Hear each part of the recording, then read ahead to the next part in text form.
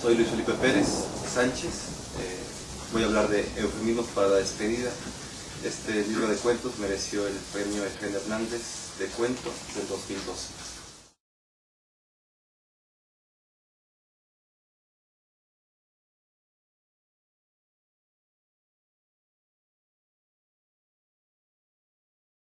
Yo no me di cuenta, pero quizá sí cambió algo, porque cuando digamos que presenté el texto al concurso, pensaba que lo que estaba mandando era una suerte de proposición de principios, si es que hubiera alguna pretensión. Conforme fue sucediendo digamos, la edición, y que nos dimos cuenta que Señas de Identidad, bueno, sabíamos que Señas de Identidad era el nombre de una novela registrada y que no podíamos meternos en problemas de derechos. Eufemismos para la despedida sirvió también para ejemplificar un poco lo que los relatos iban planteando, que era una suerte de despedida de la infancia, del desengaño, de los problemas, digamos, adolescentes o pusilánimes. En ese sentido, quizá para que no se escuchara tan frontal, lo que queríamos decir era, en caso si es que queríamos decir algo, era muchas maneras de decir adiós. Finalmente uno no sabe muy bien dónde empieza y dónde acaba.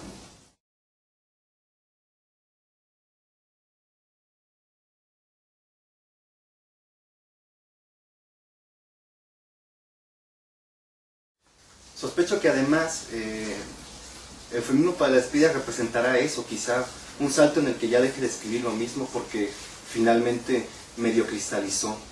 Pero es cierto también que una suerte de taller para mí era comprobar que aquellos temas que se presentaban cada vez como obsesión iban a tener que salir de alguna manera. Es que al principio, cuando uno no sabe muy bien si quiere ser o no escritor y pretende redactar algunas notas sobre temas, tiene miedo a que se le vayan los temas y entonces los apunta uno siempre y siempre. Conforme fue pasando el tiempo, me di cuenta que fui dejando de apuntar y entonces, no sé, solo salían. En ese sentido también creo que podría apuntar que hay como personajes o voces de personajes que me interesaba dejar claro, o que me interesaba hablar de ellos. Para abundar un poco, podría decir que hay una tríada de personajes que sí que me interesaban por sus vidas, ¿no? Por su tratamiento, por su ejercicio de la libertad y por su realidad un poco. Hay condiciones humanas que la verdad es que interesan al escritor. Entre ellas quizá también se planteaban ciertas obsesiones en cuanto a comportamientos o en cuanto a cuestiones que nos van formando en la adolescencia o en la juventud.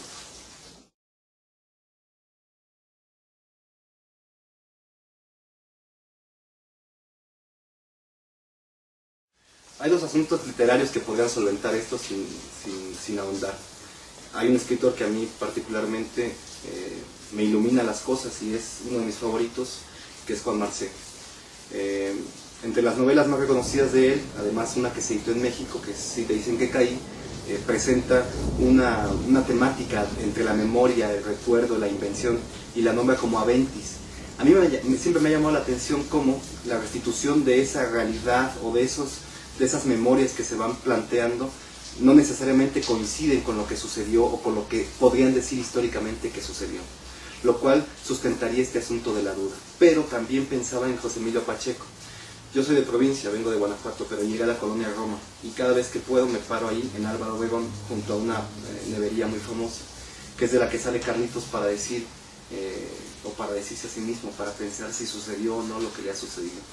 Creo que muchos de los relatos que están en Eufemismos para la despedida sí plantean un poco esa filial con las batallas en el desierto, y quizá por eso es que acudo a ciertos recursos sin saberlo, por supuesto. Es decir, no es tan consciente el acto de escritura para este libro como para estar pensando en que José Emilio Pacheco estuviera dictando esos, no me acuerdo, pero sí que hay detrás de ello un narrador que está pensando y espejeando con esta novelita, y también quizá con esta otra de Eusebio Rubalcaba, que me pareció importante porque me formó un poco. Cuando la leí fue importante para mí, me estoy refiriendo a Hilito de Sangre.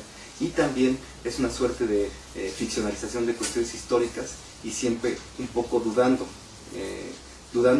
también, un poco otorgándose el camino para inventar, para ejercer la libertad de ficción.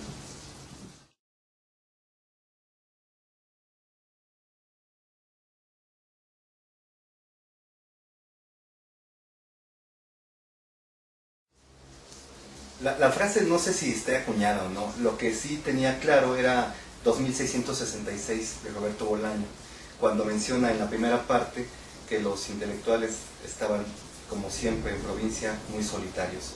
De ahí partía un poco para pensar en la gente que de alguna manera creció, más bien con la que crecí alrededor.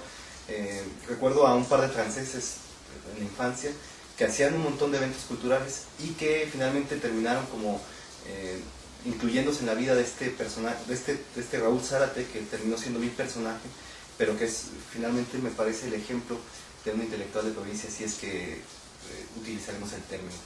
Es un pintor que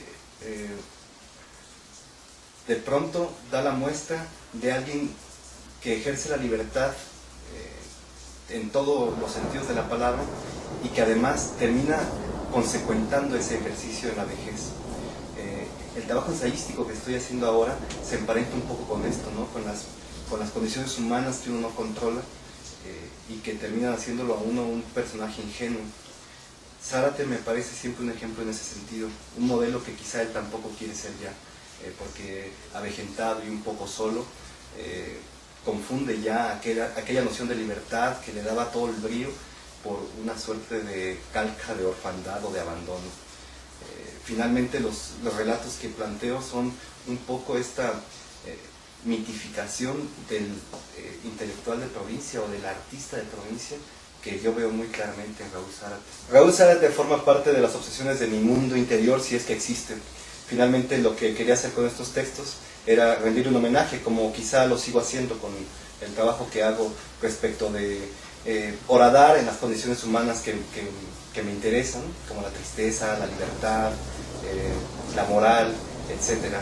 Finalmente eso quería plantear con estos relatos. Y además, por supuesto, presentar un personaje así, esplendoroso, divertido, con ese cierto sentido del humor que se necesita para no solemnizar las cosas.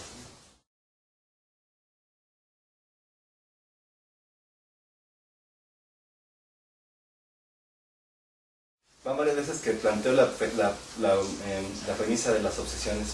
Blanca Guerra, en esta película de estas reinas que ves, me mostró una obsesión que no puedo evitar. Creo que ese es el modelo, digamos, de personaje que planteo, y por eso es que quizá no se mueven tanto, porque cuando la vi por primera vez fue algo prístino, por supuesto. Está Fernando Luján haciendo el personaje de Paco Aldebarán, viéndola por la ventana, recién salida del baño. Se le queda viendo y ahí es donde creo que planteo todas las... mi paradigma de cuerpos de mujer está ahí.